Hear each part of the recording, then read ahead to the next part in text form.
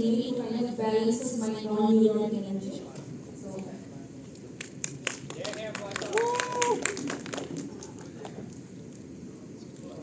the first thing we want to say is that why the one who reigns over this otherworldly realm has significant power and has enough power to actually handle this. Because understand who actually offers this power to Mahit in the first place, right? It is his granduncle. His granduncle is probably also someone who has gone through extremely traumatic events in his life. That's why he felt the need to create this realm in the first place. And probably Mahito is the only one in his family lineage who has reached and who has accessed this, because that's why he probably offers this kind of realm to Mahito himself, right? Because he understands and he feels this kind of affinity for Mahito, where he understands the suffering and the sadness that Mahito has gone through, and the kind of life experiences that Mahito has already experienced at such a young age. That's why granduncle probably does not want him to probably be tied to a situation where he won't have any kind of power to be in an extremely bad position in the first place, right?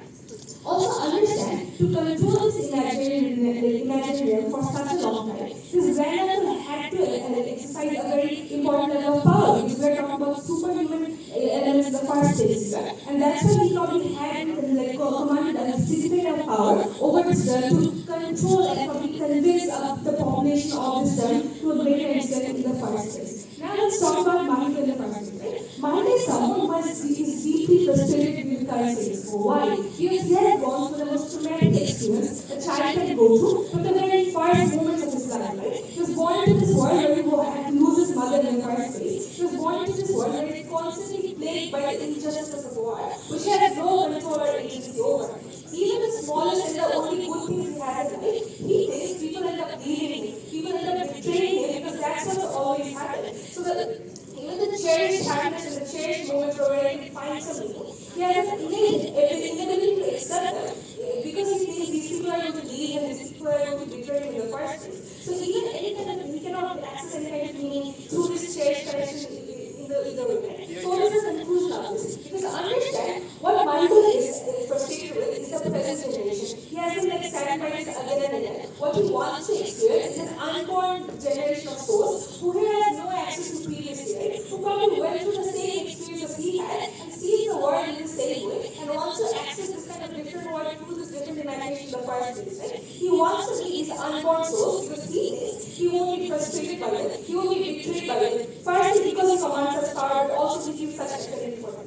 This definitely leads us to our second point, right? This idea about savior complex. Mahito, as someone who has gone through such extreme tragedies, he wants to help others who have gone through those same things, right? He wants to probably help these kind of unborn souls who sees as these old blood and all that offspring, where he feels this kind of deep affinity for them because they have gone through the same kind of traumatic experiences. He wants to save these people, and this is something that is very, very important to them for him, because this will be his defense mechanism, right? In a world where he could not save himself, he wants to save others from these deep, unimaginable horrors. And this means, under our side, he can access fulfillment through it. He can feel that he's contributing something because he's a significant amount of significant level of person who has the ability to probably help these traumatized souls in the first place, right? What is the comparative? Under their side, this person goes through life feeling numb because there is a sense of diluted purpose, because these people feel that compared to the great trauma that he has experienced, any and everything, even a small happiness that we get to access in life, is not accessible for him, because he feels that it's so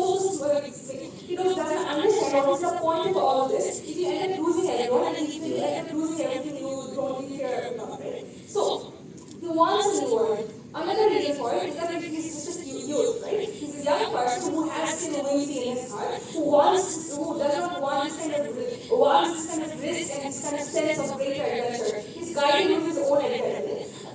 Compared to probably the moderate safety and this kind of some kind of stability that probably he will have access in this world. He is guided by his adrenaline. He wants to have this kind of world-shattering, unique experience that we will have never access to under our side of the world. And the worst part is, he's someone who knows this exists, right? He's someone who knows that if he just says yes, he would have access to it. But under their side, he wouldn't anymore if he says no to this. The example of this is something that we dream about as children, right? We want to be kings and queens. We want to be the first person to do something. We are guided by this adrenaline, and we never get to fulfill this. But I want something like that for Mahito, where he gets to fulfill his sense of whimsy and adrenaline he left to chase his own adventure. But also understand that this person is not mature enough. He has not construed an identity around him at the first place. He's still in search of his identity and purpose. And most people are in constant exploration, right? Where most of these don't get fulfilled at the end of the day. But under outside, he gets a concrete identity where he reigns over his other people who went through same experiences as him and gets to access this kind of level of adventure in these kind of persons, right? Why this experience will not be that? Because understand that because in this imaginary world, these people have probably superhuman abilities and kind of superhuman to guard them in the first place, right? So probably other evil supernatural activities can be something that he can defend against, and he wants to defend against them because he cares for these people and he cares for himself so much, as I've already analyzed. But you also understand that Mahito probably feels a sense of obligation for you because his granduncle, as someone who probably relates to on some level, is trying to entrust his opportunity. He sees this work as very, very real because of the proximate nature of these events, right? Because he sees his granduncle is a real person who gets to access these kind of dragons and these kind of things, where these kind of predatory elements meet.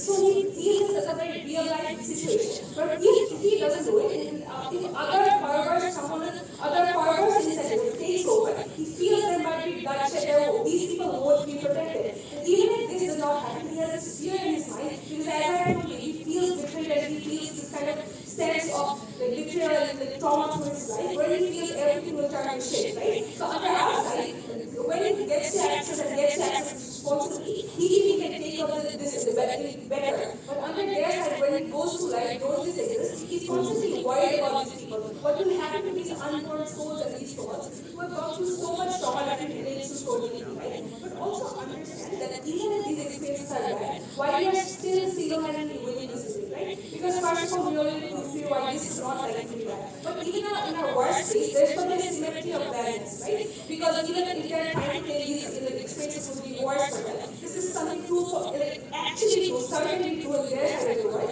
but this person does not have a huge amount of access to a lot of things in the first place. So, understand, under our side of the world, even if he goes through this kind of some bad experiences, he's still a very significant individual. He still is the only one who can control these things. Which means, under their side, this person constantly feels the need to probably have some sort of agency where he feels like an ant, where people can just trample over him, where life can do anything and anything to him, where he won't ever be able to protect himself. But under our side of the world, he has reigns over imaginary dragons, pelicans, other supernatural entities who he controls over, who he tries to appease, and that's why he has this kind of feeling of significance towards him, where he does not feel like an ant. So even in a bad experience, this person gets to access something that is important to all of us. Simply meaning, right? We feel a sense of purpose because you're something so important that people are probably looking up to you. But also understand that we want Mahito to live in this world where where he has an access to this kind of otherworldly level of imagination and happiness, where his happiness is something that is ultimately controlled by him.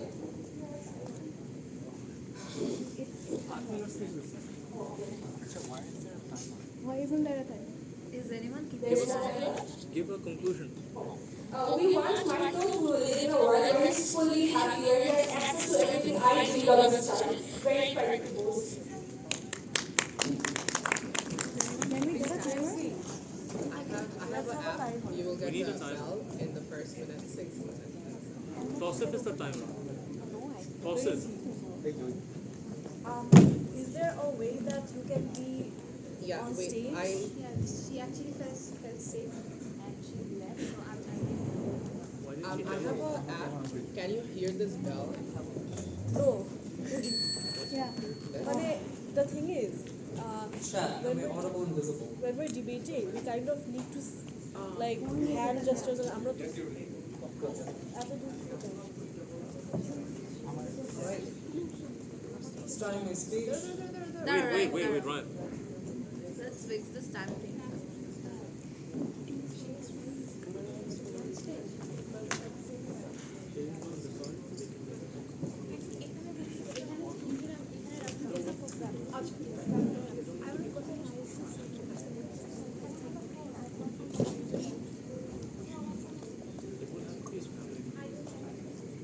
Can someone just stand here and then just. Yeah, but it's not. She just left her. Someone just give me a stopwatch and I'll do it. I'm Like, here.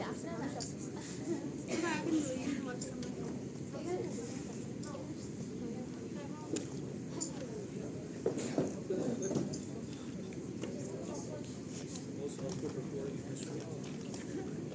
it's okay, you can count on it. I'll edit it. So wait, I'll time. Okay, go ahead.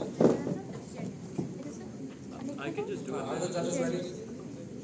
is this fine? If she stands here or sits here? It's very awkward for him. I'll just do it. I'm in the middle. Antara wants to see someone actually because for them they need to understand Sure, someone. we can have a podium. AMC, if you're doing it, it's fine because you're directly in the eye level. I'll do it. I got you. Sure, okay. No, it's okay, Okay, he has the time. Yeah, let's go. Okay. Starting my speech in 3, 2, and 1. Beyond making several assumptions and essentially writing real-time fan fiction, OG's biggest mistake in this debate is simply not characterizing anything. There's a deep lack of clarity that we have at this point in time in regards to what Mahito's priorities are, what kind of life he is actually living, what wartime Japan actually looks like in the very first place, which I'm going to flag out for in the very first place. But before that, why exactly is OG writing, real-time fan fiction? They make several assumptions. One, we cannot make the assumption that Mahito's character is to always do good things. This is a kid that is going through distress. This is a kid that is living through wartime. He is traumatized to some extent, and we agree with that. Fact is, this is not an anime character that will act on good every single time. Secondly, we don't agree with their characterization of spirits. Given that this is happening in, wartime Japan, it's probably happening during World War II or even before that, it's most likely that this is under some sort of Taoist or Buddhist framework in which, we know that spirits do not communicate with humans. They're essentially ghosts. This means that all the things that OG says about him being able to communicate with these people don't actually work out. They'll need to figure out a better framing to pick. Secondly, we know that here, this place opens its door to people in some level of distress. Which means it's probably that the fact that there's war going on, he's seeing fires and bombs happening in the news, his mother's death, etc., etc. However, do keep in mind that during wartime Japan, let's take the most recent war, for example, World War II. Most of the conflict happened within the seas, with American naval fleets. There were not land, they weren't making war on land in Japan. Most of the bombing that was happening within cities. Which means within this rural estate, the fact is that Mahito is most likely safe. He's not at immediate threat here. That is very important characterization. Keeping that in mind, we also know his relationship with his family at this time is good. And he's very, very young, given that he has not been drafted for the military in Japan in the very first place. This means he's probably between the ages of 7 and 14. And at this age, you don't have any sort of decision-making calculus. You're just very young. You don't have any level of mental development happening in the very first place. Keeping that in mind, 3 arguments from us. One, that he is incredibly attached to his family, and doing so would be of great distress to him, given that he cannot come back. Secondly, the fact that he's entirely trading away his humanity in and of itself by doing so. And thirdly, on the spiritual world and the responsibilities that exist here in comparative to the real world.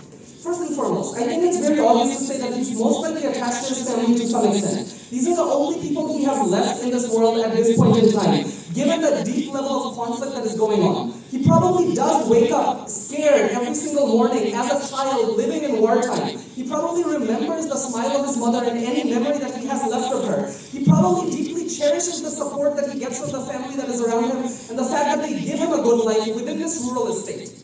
What this means is, given that you have experienced loss and you've gone through a deep level of trauma already, this is something that means a lot to him, which he loses out on entirely, given that we do know within the most likely characterization that in this alternate world, he is not able to communicate with anyone. He is not able to get any sort of support system for what he is going through. His trauma does not disappear immediately, simply because he has gone somewhere that is seemingly better. Keeping in mind what makes this place seem seemingly better in the very first place. Okay, let's characterize the spiritual world, right? This place is primarily inhabited by pelicans and spirits, which are not human, and we know that they cannot communicate because of what the most likely characterization ends up being. This is probably going to seem terrifying to Mahito because Mahito most likely has Taoist or Buddhist beliefs in which rebirth is a part of what he thinks is the natural order of life. Seeing these pelicans eat the spirits of people that are supposed to be reborn seems utterly terrifying to him. This place is not going to be better. The reason it seems seemingly perfect is because there is no immediate conflict or human sorrow when his life so far has been surrounded by war. But that does not mean that over time, as he stays there, it is going to stay perfect. I think it's most likely he's going to be utterly terrified as it goes on. His grandfather most likely stayed in this world because he created it. He has a deep emotional connection to it, and he knows how it works. He knows the bearings of how to actually manage this place in the very first place. But we need to keep in mind that his grandfather is nearing the end of his life. This means that it's most likely he won't be able to teach Mahito the nitty-gritty of how to actually maintain this world and how to actually manage it, even if he is able to show him the basics. A lot of it he's probably forgot. He probably has a lot of health issues. A lot of it is probably muscle memory that he doesn't recall properly at this moment in time. This means that he most likely won't be able to control this place properly. Keep in mind the culture in Japan during this time, or even before that, would be deeply conservative. This means within a fairly privileged family that Mahito is in, he would be groomed to be the man of the family. He would have been told that you need to take care of the responsibilities of the family because your mother is dead and everyone else. The fact is, you are still being given responsibility in this world. You're not escaping from anything because you need to manage this world as well if you don't want to let your grand uncle down. This means on this world, where you're significantly less likely to be able to manage it, where your granduncle is going to die, where you won't have any support system, on comparative is infinitely worse than what you are able to get in the real world, where even if you have some degree of responsibility, your father will be there, your aunt will be there, anyone else in your family will be there to support you and show you the way all the way through, and you will be able to live a much more fulfilling life, being able to live within this conservative Japanese culture that exists there, within the frameworks that you were brought up in.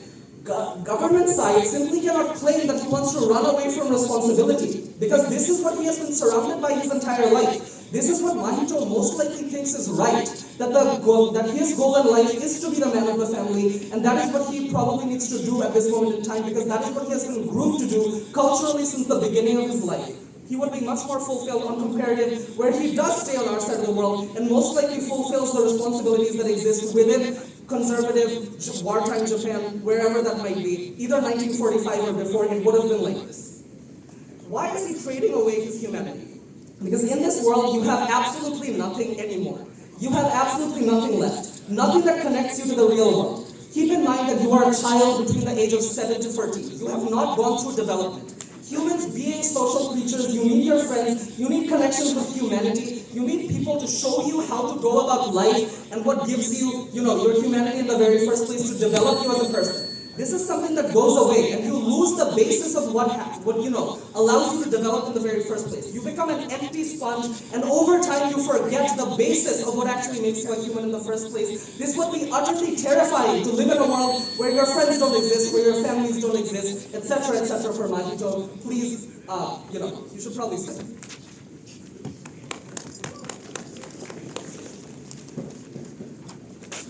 I thank you for publishing the speech. Now, I'd like to welcome the deputy panelists.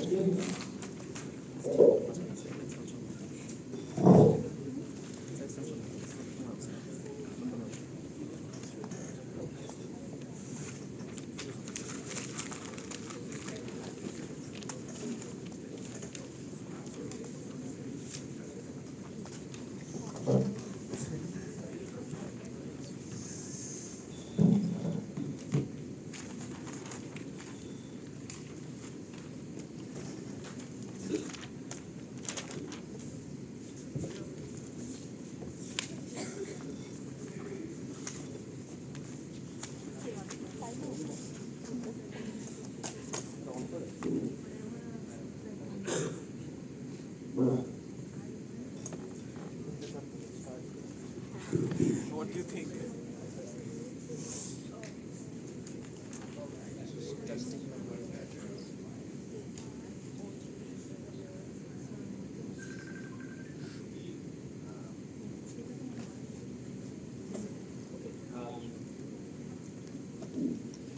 Hi guys, I'm giving speech in front of a crowd after a very, very long time. The last time I did this was in 2023, so I'm very nervous. So apologies for not coming to the wrong speech. That being said, starting in 3, 2, 1, go.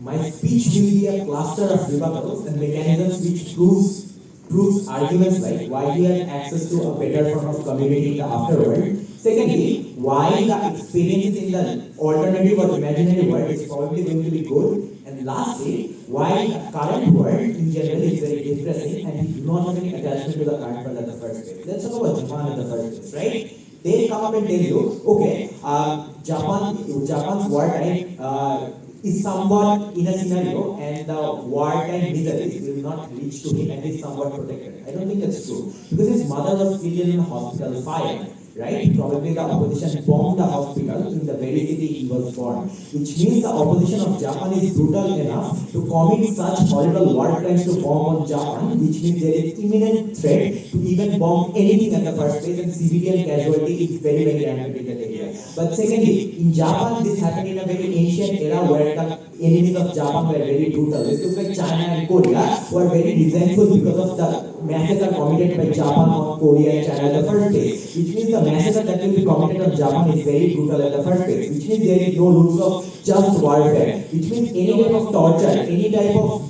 lynching and that type of stuff is probably happening around you, and you see those inhuman tortures happening around you, right? But also this is true because Japan's ruling body at the time was very autocratic and do not give a fuck about protecting its citizens at the first place, which means you do not have any support system or any hope of being protected in this arena. But secondly, I think even if the attacks do not happen every day, the threat is that this attack or the next bomb might fall on you, like the children of Gaza, right now. This threat in and of itself makes you extremely pessimistic and all of the framing outside stands. Secondly, this claim that, you attach family memory or your mother's memory with things around you at the first place. I don't think that's true because everything around you, starting from your father, from your aunt, the house you are living in, signifies the betrayal that was done by your father and your aunt on your mother. Why this is true? Because your aunt is literally your mother's sister who literally took your her place. Oftentimes after the death of your mother, you feel like now no one can replace your mother, right? Any woman who comes after that feels like a betrayal, let alone be done by someone who is the sister of your mother. But oftentimes if you are distant with your father and your father often promptly didn't take your consent before marrying your aunt, means your father didn't take your consent, means you feel like your father does not care about you. Which means the ideology that you think or the thing that you think inside your head is that the only person who cared about you in this family was your mother and everything changed after the demise of your mother. Which means everything around you signifies the betrayal against done to your mother in the first place, right? But also, I think why everything, understand, the next thing that I'm going to do is why this imaginary world seems very real to you at the first place, right? The consequence that will happen in this alternate imaginary world is very real. Why this is true? Because this was introduced by your very own grand uncle at the first place who told you stories, who showed you evidence of the ruling regime at the first place. Which means that your grand uncle told this, and oftentimes probably this grand uncle now seems like the savior and the only family attachment who you think actually cares about you at the first place. So you overly trust what your grand uncle tells you, which means all of the consequences, let's say the bloodshed and all of those that are going to happen, you feel like these are real bloodshed happening at the first place, right? But also, what does this mean at the first place, right? We have an argument regarding if you do not take this reign, probably someone else will take the reign. Your grand uncle was probably a benevolent ruler, which means he had a lot of enemies in that alternative world. Which means you are looking for opportunities. Which means the person who is going to replace the throne is a very perverse person who are going to oppress the villagers. Probably a lot of things that are going to inflict rampant bloodshed on the upcoming, on the newborn souls that are probably going to be born in the future at the first place. Which means in the daily life, let's say when you reject this opportunity, you live with a lifelong of regret, and you have the chance to protect this innocent people who are now being oppressed by an evil ruler at the first place. Now, as your grand uncle weren't able to pass the throne to you, probably this perverse person is imposing bloodshed or killing the, innocent souls at the first place. You feel like the blood is on your hand at the first place, right? But lastly, I'm going to talk about why this experience is in the alternative or imaginary world is probably going to be good. it is safe to assume that your grandfather was a benevolent ruler at the first place. So there are a lot of loyalists and support group of your grandfather existing in the alternative world, which means you create allies who respect you and support communities who respect you and teaches you how to govern the alternative or imaginary world at the first place. The implication is they actively protect you from the possible dangers in the alternative world, but secondly, they actively help you rule the big world if opposition wants to come up and say, oh, this will be confusing for you. But secondly, of course, he goes through a period of training where he is taught to interact with dragons, to interact with the arsenal that are there. But thirdly, a large group of villagers, marginalized people actively respect the soil, which means when you take the raid, you get access to a community who actively respects you, who believes or who respects the agency of the decisions that you take. I think this is the biggest benefit for you. Why? Because in the current world, you feel like no one respects your agency, no one wants to take into consideration what you care or what you not. When you see that a large group of villagers actively care and respect you, this is the biggest incentive for you, that you feel a huge sense of gratification at the first place, right? But also, let's talk about safe versus risky. The current world is mainly safe, the imaginary world is risky. You don't know what's going to happen. Why you are more inclined to choose the risky thing, right? Because the current world is all disappointment.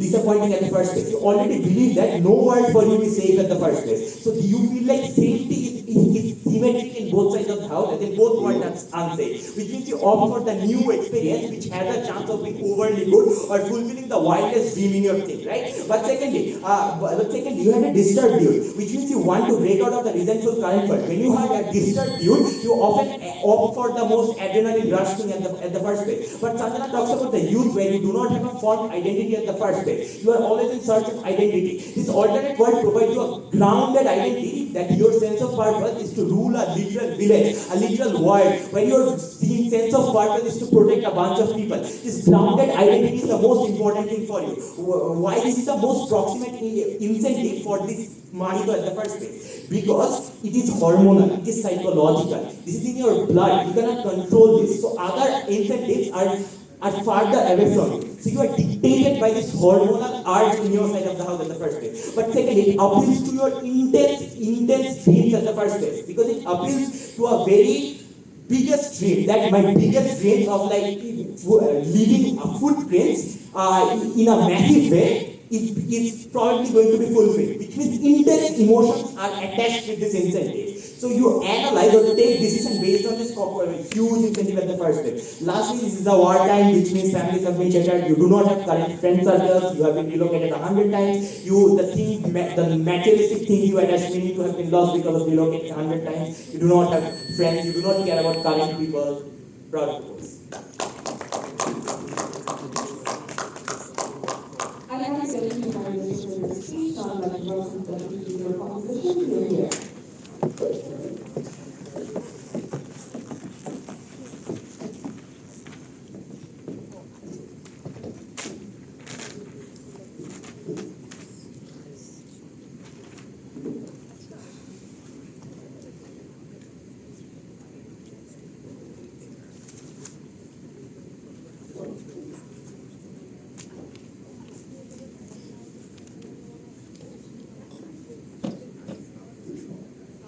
Areez.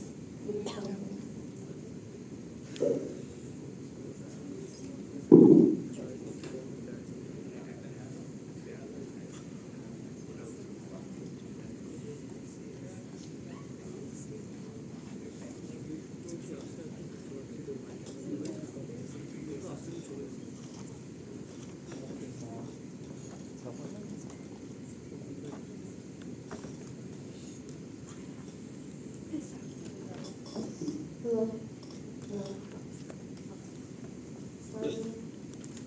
Starting speech.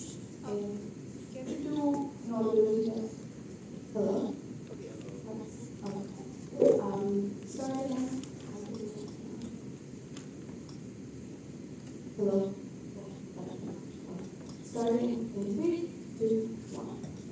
OG's WhatsApp stories were very inspiring. They want arguments and they want a face that wins the final by any cost. what are some of the claims that they make, right? They claim that this world somehow has a dirty ruler that's going to take over if money doesn't. I don't see anywhere in the infosite agreement, number one. Number two, the infosite clearly states that this world only has spirits and abilities. I don't see where the other humans where you're having bloodshed is going to probably happen there in the first place to begin with. They talk about how there are going to be people who are going to help you, communicate with you, and figure out ways that you're going to do it. Because the view that this is how it works. Oftentimes it's not. The infosite says, literally the guy that was the creator, he created the rules, therefore he knows how to govern it. That's why he didn't need the helpers in the first place. However, for Mahito, there isn't anybody who can help him, as we established before, in the beliefs on which this has been done. Spirits cannot communicate with you, even if they can. The sort of communication that you need to rule an entire spiritual world is far greater than somebody who can just signal to you one or two couple sentences at the very best case scenario. Meaning at the end of the day, Mahito does not have a compass that will guide him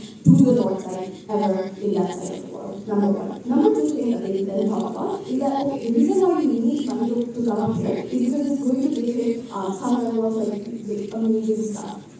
Raihan already tells you that the world is seemingly perfect. It isn't perfect because their A needs to be a caretaker as given. But secondarily, there is a benefit to each souls, and that of course has to have some level of curiosity involved in it, in how people are going to live in unity between the good and the bad over there. Meaning, it is not perfect. Mahito just doesn't see to that end at that current status and all of it. Secondarily, the third argument that they make are always built on the premise that he is very depressed right now. But guess what? Mahito's life isn't just a young boy. It's a young boy who probably will grow older with time as years passes. This means that the entire premise of he is very depressed, therefore he needs it, only works for the current time that we're talking about, doesn't and will not apply for the rest of his life, and therefore those are all times where he's just going to be doing this out of pure responsibility and the sheer fact that he has no other option of returning back. This is problematic because their problems that they then talk about, things that he needs this escape, can also be done through, let's say, more visits while the grandmother is still there. Or maybe some other person who takes shade, i.e. some other person from his family, his aunt who he cherishes as written in the side, who could then be the ruler, and he gets to visit for the time that he is depressed and needs this escape. That is also an alternative reality in their side of the world that would happen.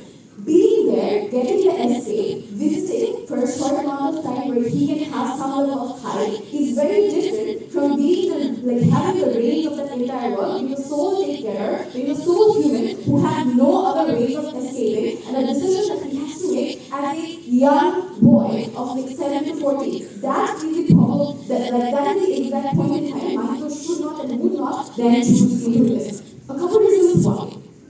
The last thing that they didn't talk about is that he used to then relate a lot, which is why you need this escape in the first place, right? This is a mechanism that they give. Why is that also something that doesn't happen? You relate to things that you find relatable. You find relatable things such as experiences that you can share with your friends or your family. These are stories that you can then talk about and then have factors in it which make sense to you. But the problem in this spiritual world is none of these spirits and elements work on human principles.